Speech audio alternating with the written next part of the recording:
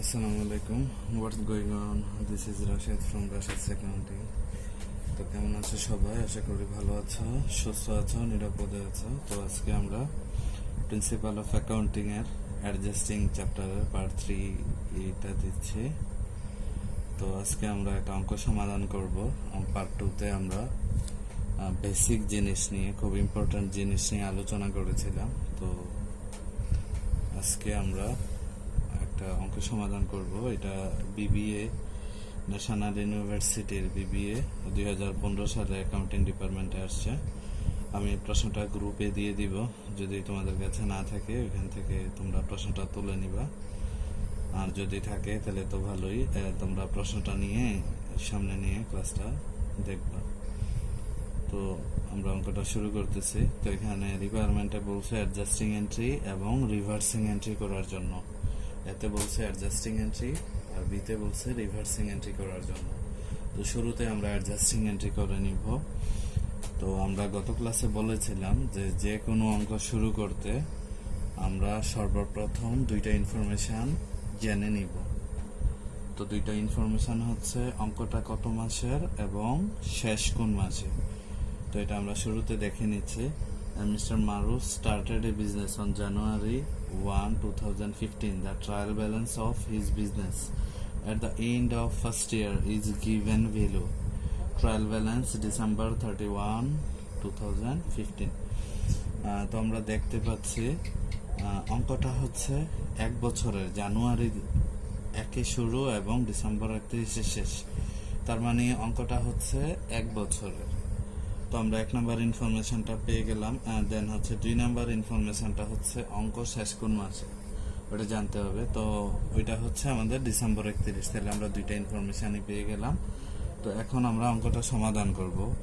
তো শুরুতে আমরা অ্যাডজাস্টমেন্টের 1 নাম্বার এন্ট্রিটা দেখি। এখানে কি বলছে, অ্যাট ডিসেম্বর 31 টাকা 1200 অফ সাপ্লাইজ অন হ্যান্ড। তো আমরা আরেকটা জিনিস রুল 2 এ আলোচনা করেছিলাম যে সমন্বয় দেখে, অ্যাডজাস্টমেন্ট দেখে দুইটা এন্ট্রি সমাধান করা যায়। তো এই দুইটা এন্ট্রি হচ্ছে খরচ বকেয়া, আয় বকেয়া এবং ডেপ্রিসিয়েশন, অবচয়। বাকি সকল এন্ট্রি রেয়ামিল দেখে সমাধান করতে হয়, ট্রায়াল ব্যালেন্স দেখে। তো এই এন্ট্রিটা আমাদের খরচ বকেয়া, আয় বকেয়া এবং অবচয়, এই দুইটার কোনোটার মধ্যেই পড়ে নাই, ঠিক আছে। তো দ্যাট মিনস এটা হচ্ছে আমাদের রেয়ামিল দেখে সমাধান করতে হবে। তো আমরা দেখি একটু রেয়ামিলে। তো রেয়ামিলে আমরা দেখি, রেয়ামিলে লেখা আছে সাপ্লাইজ এক্সপেন্স। তার মানে হচ্ছে এখানে সাপ্লাইজটা খরচ হিসাবে দেখিয়েছে। তো আমরা 3 নাম্বার রুলে দেখেছিলাম, যখন আমরা রেয়ামিল দেখে সমাধান করব, যদি রেয়ামিলে খরচ হিসাবে দেখায় তাহলে হচ্ছে আমরা সম্পদ হিসাবে দেখাবো। তো তাইলে রেয়ামিলে হচ্ছে আমাদের সাপ্লাইজটা খরচ হিসাবে দেখিয়েছে। তো আমরা হচ্ছে এটা রেয়ামিলে খরচ হিসাবে দেখাইলে আমরা হচ্ছে সম্পদ হিসাবে দেখাবো। তো আমরা সাপ্লাইজ ডেবিট, তাহলে সাপ্লাইজ এক্সপেন্স হচ্ছে আমাদের ক্রেডিট। আচ্ছা, তো আমাদের জাবেদাটা হয়ে গেল। তো এখন টাকা বের করার নিয়ম। সাপ্লাইজ, শুধু সাপ্লাইজ মানে এটা দিয়ে সম্পদ বোঝায়। তো এই জন্য আমরা যেহেতু সম্পদ হিসাবে দেখানো লাগবে, তো সম্পদ হিসাবে দেখালাম। সম্পদ হিসাবে দেখানো মানে ডেবিট করা লাগবে, বিকজ অফ সম্পদ ডেবিট ব্যালেন্স। তো আমাদের জাবেদাটা হয়ে গেল। তো এখন আমরা টাকা বের করার নিয়ম। তো টাকা বের করার নিয়মটা আমি বেসিক ক্লাসটাতে ভুলে গিয়েছি, মানে কিভাবে বের করতে হয় এটা আমি দেখাই নাই। তো আমি এখন এখানে বলে দিচ্ছি। টাকা বের করার নিয়ম হচ্ছে আমরা রেয়ামিলে দেখব এটা কি হিসাবে দেখিয়েছে। তো রেয়ামিলে হচ্ছে এক্সপেন্স মানে খরচ হিসাবে দেখিয়েছে। দেন হচ্ছে সমন্বয়ে দেখব কি হিসাবে দেখিয়েছে। তো সমন্বয়ে বলেছে অন হ্যান্ড। তো আমরা জানি অন হ্যান্ড দিয়ে সম্পদ বোঝায়, এটা আমরা গত ক্লাসে পার্ট 2 তে বলেছি। তো তাইলে হচ্ছে কি রেয়ামিলে খরচ বুঝিয়েছে এবং সমন্বয়ে সম্পদ বুঝিয়েছে। তো আমাদের টাকা বের করার যেই রোল, টাকা বের করার রোলটা হচ্ছে যদি অর্থ মিলে যায়, অর্থাৎ রেয়া মিলের সাথে সমন্বয়ের অর্থটা মিলে যায়, তাহলে রেয়া মিলের টাকা থেকে সমন্বয়ের টাকা বাদ দিব, ঠিক আছে।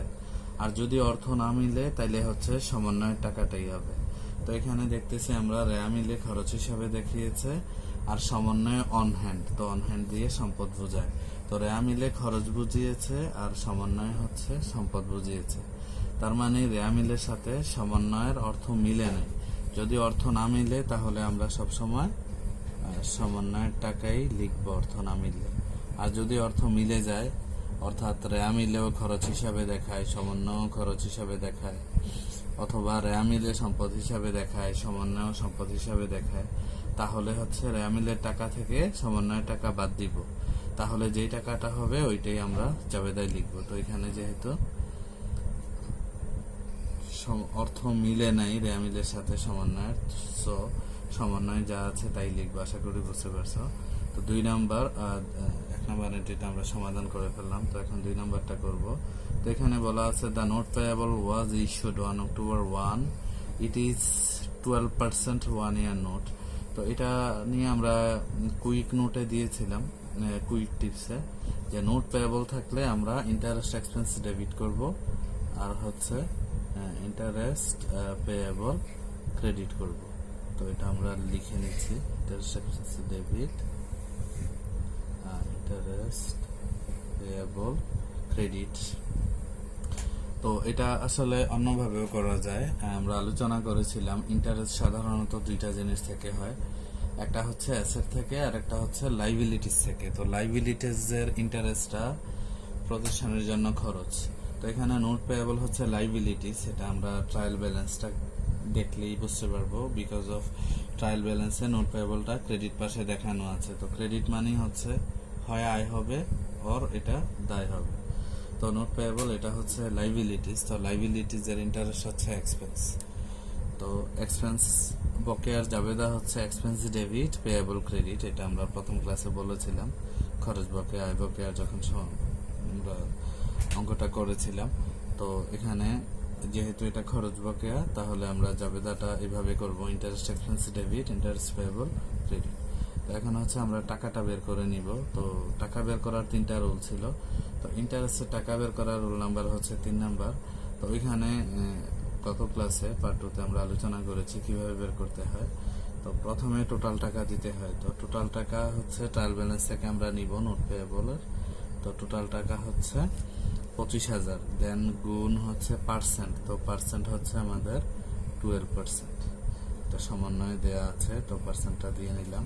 আর দেন হচ্ছে নিচে অলওয়েজ 12, বিকজ অফ যে কোনো জিনিসের যদি আমরা পার্সেন্ট বের করি ওইটা 1 বছরের দেখায়, আর 1 বছর সমান হচ্ছে 12 মাস। এই জন্য হচ্ছে আমাদের 12 দিতে হয়। যে কোনো জিনিসের উপর পার্সেন্ট দিলে 12 চলে আসবে।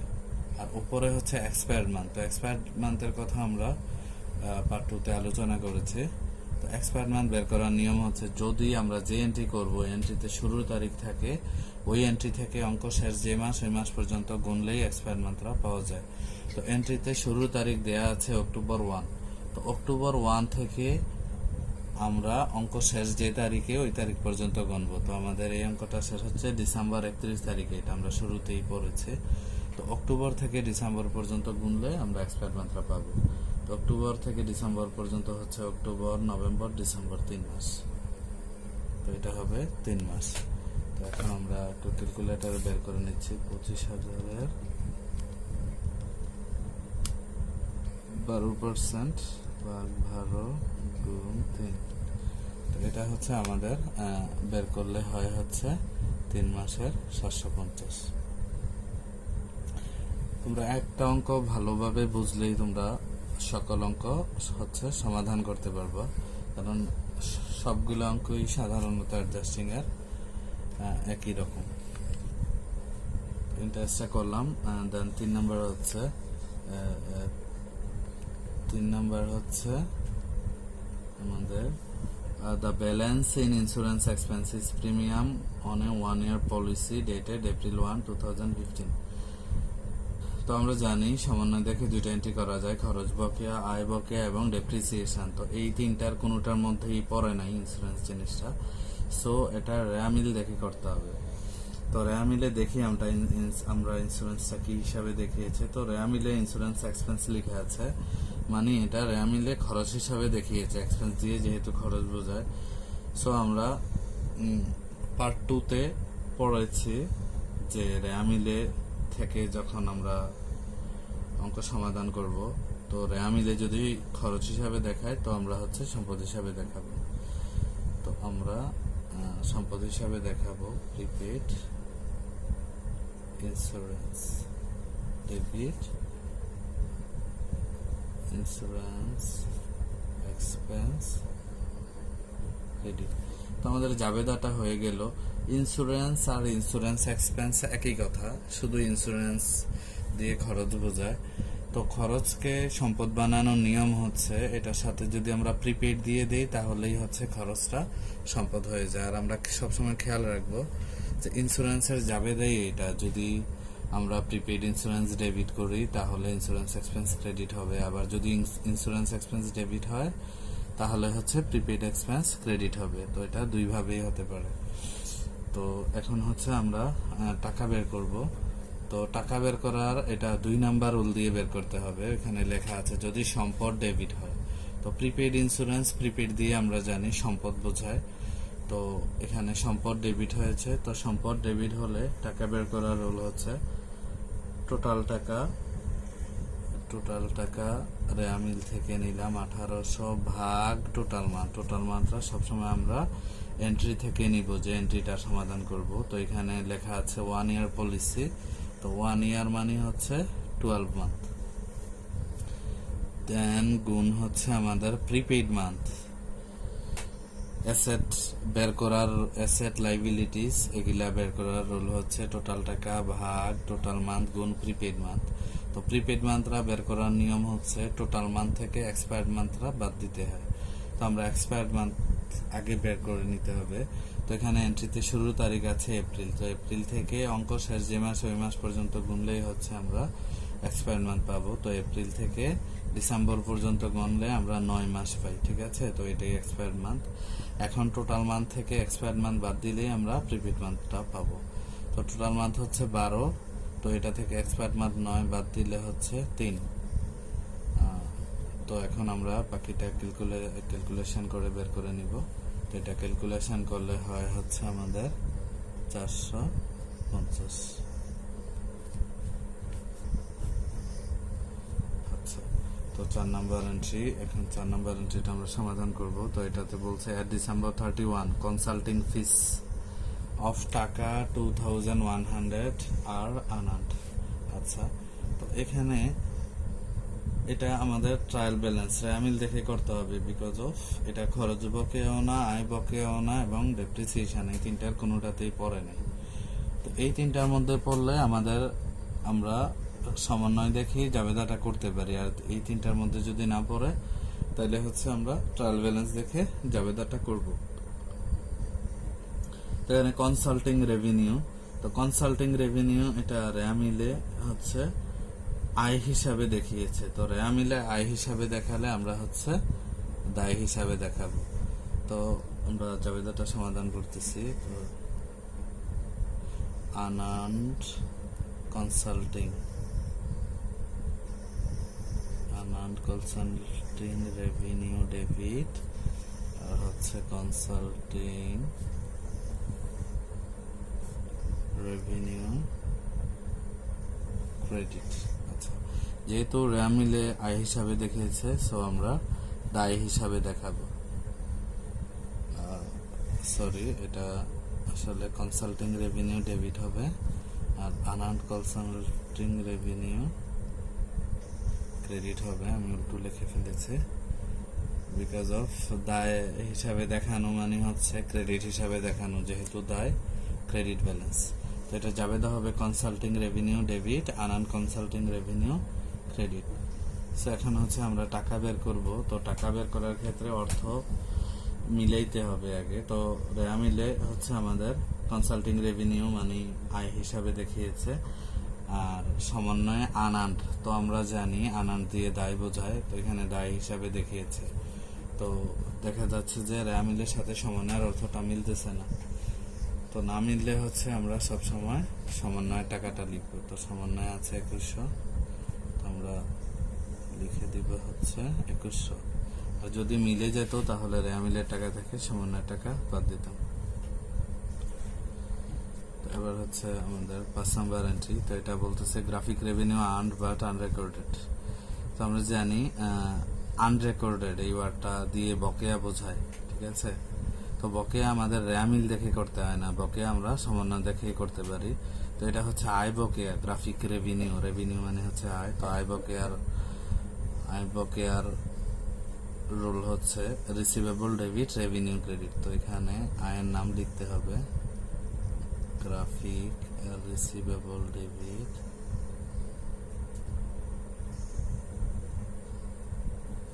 আর হচ্ছে রেভিনিউ ক্রেডিট। আয়ের নামটা আগে লিখে দিতে হবে গ্রাফিক, আর রেভিনিউ হচ্ছে আমাদের ক্রেডিট।